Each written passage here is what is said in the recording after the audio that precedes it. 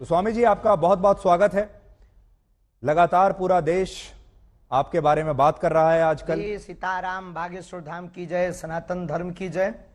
और I am not Baba, I am Dhirendra Krishna Shastri ji. तो मैं आपको धीरेन्द्र जी कह के बुला सकता हूं? बिल्कुल, धीरेन्द्र जी, शास्त्री जी, महाराज जी, इन संबोधन से, क्योंकि ना तो दाढ़ी मूंछ है ना हमने संन्यास लिया है जी। हाँ, नहीं वैसे लोग कहते हैं कि आप बहुत हैंडसम लगते हैं और आपकी उम्र भी सिर्फ 26 साल है। तो मैं शुरुआत यहीं से कर लेता हूं। आप सिर्फ 26 साल के हैं। 26 साल तो एक ऐसी उम्र होती है जिस समय युवा हमारे ये सोच रहे होते हैं कि कौन सा स्मार्टफोन लेना है और कौन सी मोटरसाइकिल खरीदनी है और कहां जाकर नौकरी करनी है। और आप 26 साल की उम्र में ही इतने बड़े स्वामी या बाबा कह लीजिए या गुरुदेव कह लीजिए, आपके बहुत सारे नाम हैं, आप यहां तक पहुंच गए। तो ये सब हुआ कैसे? हमारे बागेश्वर धाम की परंपरा में पीढ़ी दर पीढ़ी दरबार लग रहा। पूज्यपाद दादा गुरु जी भी लगाते थे और दादाजी के पहले भी एक संत थे, वो भी लगाते थे। तीसरी पीढ़ी में हम सेवा कर रहे हैं, तो बचपन से ही सनातन का जुनून है। तो सनातन की बात और सनातन की सेवा कर रहे हैं और अपने इष्ट और सनातन संस्कृति, साधु संतों की तपस्या का प्रचार कर रहे हैं। बस यही हमारी एक छोटी कहानी है। वाइट ही वाइट है, ब्लैक है ही नहीं कुछ। लेकिन लोग अब आपकी कहानी में लगातार ब्लैक ढूंढ रहे हैं। मैंने सुना आपने कहा कि मैं और कोई स्पष्टीकरण अब नहीं देना चाहता इसके बारे में। आपको लगातार जो चुनौतियां मिल रही हैं, लेकिन देश आपसे ये जानना चाहता है कि इसमें कितनी उसका आज हमने नेशनल चैनल के सामने लगभग 20 से 25 चैनलों के कैमरा लगे होंगे। 4 लाख लोग थे।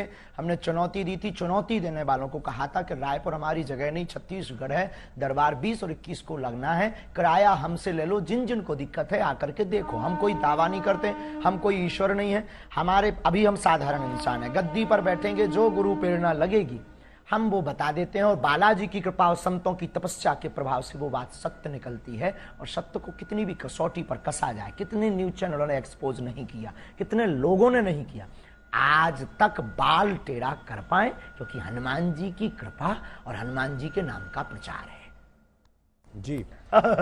आप धीरेन्द्र जी, आप खुद को गुरुदेव कहते हैं, स्वामी जी भी कहते हैं, धर्मगुरु, संत। तो आपका परिचय क्या है? आप हैं कौन?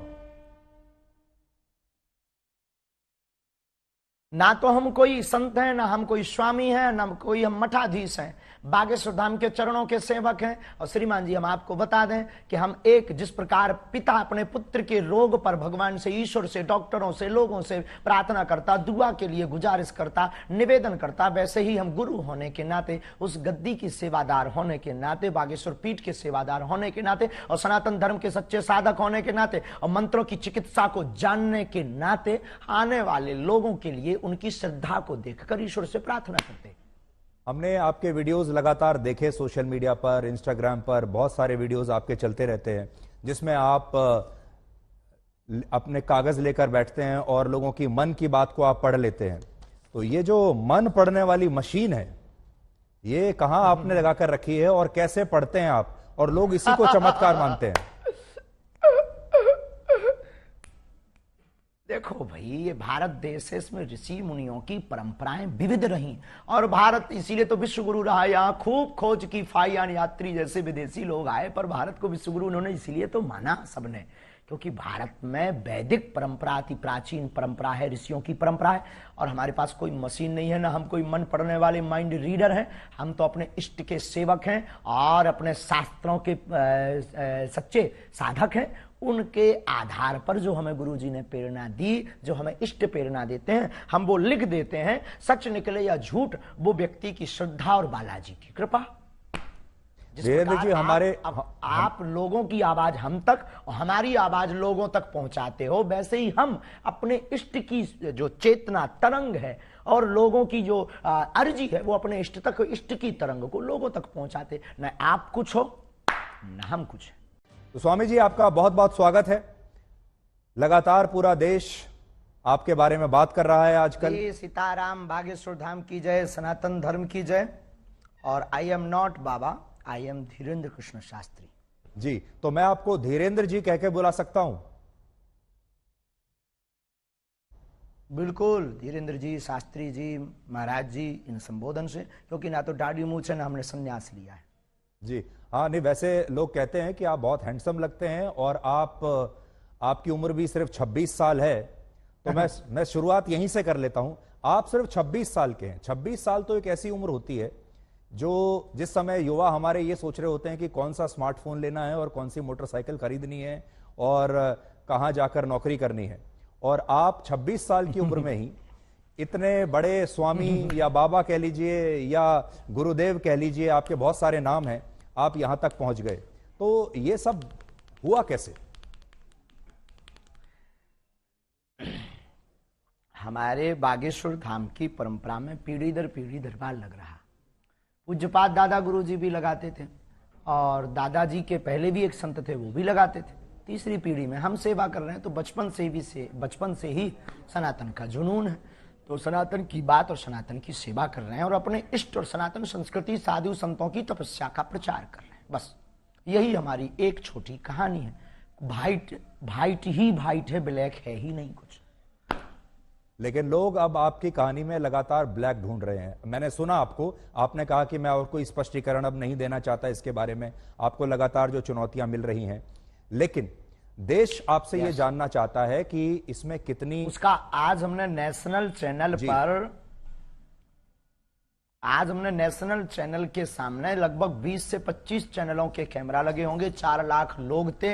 हमने चुनौती दी थी, चुनौती देने वालों को कहा था कि रायपुर हमारी जगह नहीं, छत्तीसगढ़ है, दरबार 20 और 21 को लगना है, किराया हमसे ले लो, जिन जिन को दिक्कत है आकर के देखो। हम कोई दावा नहीं करते, हम कोई ईश्वर नहीं है, अभी हम साधारण इंसान है। गद्दी पर बैठेंगे, जो गुरु प्रेरणा लगेगी हम वो बता देते हैं, और बालाजी की कृपा और संतों की तपस्या के प्रभाव से वो बात सत्य निकलती है। और सत्य को कितनी भी कसौटी पर कसा जाए, कितने न्यूज चैनलों ने एक्सपोज नहीं किया, कितने लोगों ने नहीं किया, आज तक बाल टेढ़ा कर पाए, क्योंकि हनुमान जी की कृपा और हनुमान जी के नाम का प्रचार है। जी आप धीरेन्द्र जी, आप खुद को गुरुदेव कहते हैं, स्वामी जी भी कहते हैं, धर्मगुरु, संत, तो आपका परिचय क्या है? आप हैं कौन?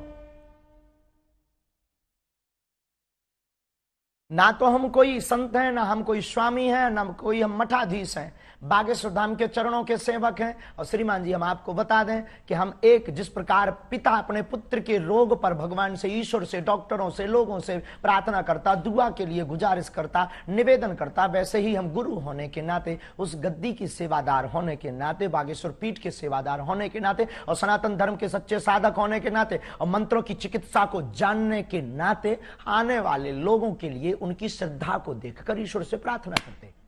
हमने आपके वीडियोस लगातार देखे, सोशल मीडिया पर, इंस्टाग्राम पर बहुत सारे वीडियोस आपके चलते रहते हैं, जिसमें आप अपने कागज लेकर बैठते हैं और लोगों की मन की बात को आप पढ़ लेते हैं। तो ये जो मन पढ़ने वाली मशीन है, ये कहां आपने लगाकर रखी है और कैसे पढ़ते हैं आप, और लोग इसी को चमत्कार मानते हैं? देखो भाई, ये भारत देश है, इसमें ऋषि मुनियों की परंपराएं विविध रही, और भारत इसीलिए तो विश्व गुरु रहा। यहाँ खूब खोज की फाइयान यात्री जैसे विदेशी लोग आए, पर भारत को विश्व गुरु उन्होंने इसीलिए तो माना सबने, क्योंकि भारत में वैदिक परंपरा अति प्राचीन परंपरा है, ऋषियों की परंपरा है।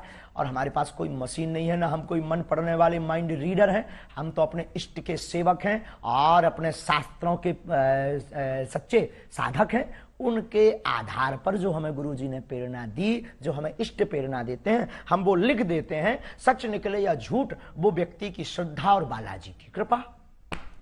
धीरेन्द्र जी, आप लोगों की आवाज हम तक और हमारी आवाज लोगों तक पहुंचाते हो, वैसे ही हम अपने इष्ट की जो चेतना तरंग है और लोगों की जो अर्जी है, वो अपने इष्ट तक, इष्ट की तरंग को लोगों तक पहुंचाते। न आप कुछ हो, न हम कुछ।